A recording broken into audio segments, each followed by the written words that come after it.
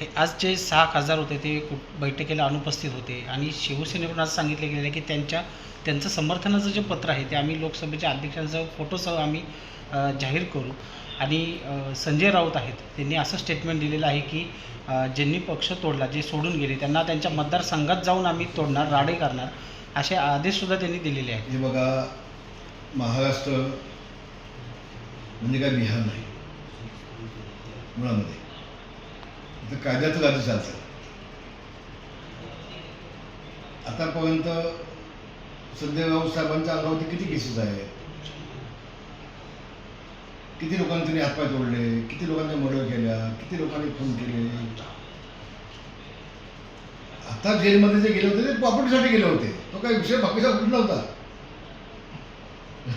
लक्षात घ्या. आणि म्हणून कुणी वाढायची गोष्ट केली पाहिजे? शिवसेनेला नाही.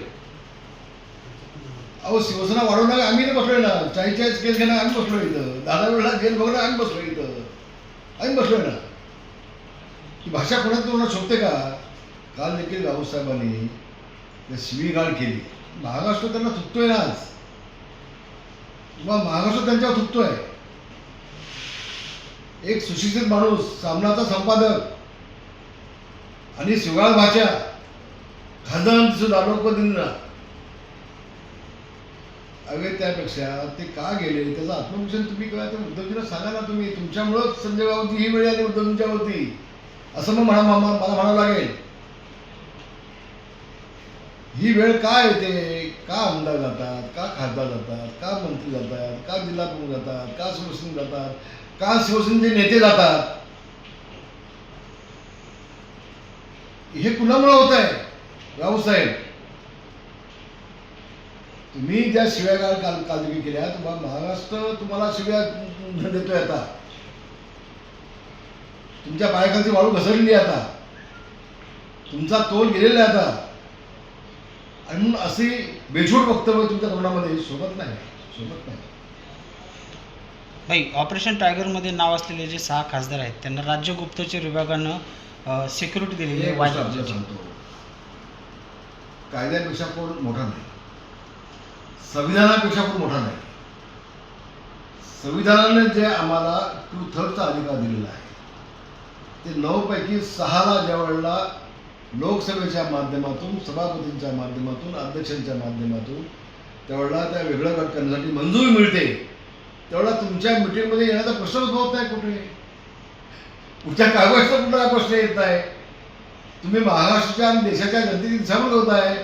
म्हणजे तुम्हाला साधं संविधान माहिती नाही, तुम्हाला साधं नियम माहीत नाही. असे येड्या अधोरमुखी तुमच्या असल्यामुळं तुमची अवस्था झालेली आहे. आणि एकदा वेगळा गट केल्यानंतर त्यांचा निर्णय आहे कुठं जायचं, ते कुठल्या पक्षात जायचं ते येतील. पण वेगळा गट केल्यानंतर आणि सभापतीने अध्यक्षांनी अनुमती दिल्यानंतर तुमच्या मिटिंगला येण्याचा प्रश्न उद्भवतो कुठं? नाही होऊ शकत ते. हे एवढी साधी गोष्ट जर तुम्हाला कळत नसेल, तुम्ही राजकारणामध्ये कसलं करताय राजकारण? तुम्ही उद्धवजींना एवढंच माझी हात जोडून विनंती आहे. उद्धवजी, मराठी माणसाची शिवसेना संपत आहे. शिवसेना तुमची एकट्याची नव्हती. उद्धवजी, शिवसेना तुमची आणि आदित्य ठाकरेची एकट्याची दोघांची नव्हती. शिवसेना महाराष्ट्रातल्या लाखो सैनिकांनी रक्तपात केलेला आहे, त्यांचा आणला आहे, खून झालेले आहे, रक्त सांडलेलं आहे, जेल भोगलेलं आहे. त्यांचं जेलमध्ये अख्खं आयुष्य केलेलं आहे, जन्मठेप झालेली आहे. त्या सगळ्यांची शिवसेना तुमची नाही. शिवसेना तुम्ही मालक नाही शिवसेनेचे. आणि बाळासाहेबांनी प्रत्येक पाळलं. पण तुम्ही साहेबांनंतर जी हुकुमशाही चालू केली त्याचे परिणाम हे समोर दिसत आहेत. त्याचे परिणाम त्याच्यामध्ये तुमच्या स्वभावामध्ये बदल होऊ दे. स्वतःचं आत्मविश्लेषण तुम्ही केलं पाहिजे. अशा शिव्या घालून खासदारांना आणि खासदारांचे घर तोडून आणि फोडून तुम्ही काय नेमकं मिळवणार? त्यावेळेला देखील तुम्ही घोषणा केल्यात ना. कसे मतदारसंघात जातात ते आम्ही बघतो. गेले आमदार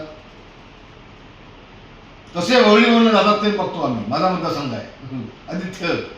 गेले वळीतून. कसे विधानसभेमध्ये पाणी शकतात आम्ही बघतो. गेले सगळे विधानसभेमध्ये. तुमचं नाव ठाकरे आहे.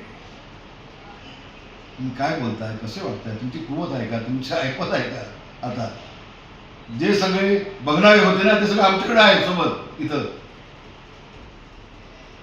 वायफळ भाषा बंद करून टाका. महाराष्ट्र आहे, बिहार नाही आहे, तुमचे तेवढं कुवत नाही, ऐपत पण नाही, धमक पण नाही, आणि फक्त तोंडाच्या वाफा काढायच्या. लोकशाही आहे असा प्रयत्न केला तर कायद्याचा दंडुका असा बसेल ना, पुन्हा आतमध्ये जाऊन बसा, पुन्हा आतमध्ये बसा.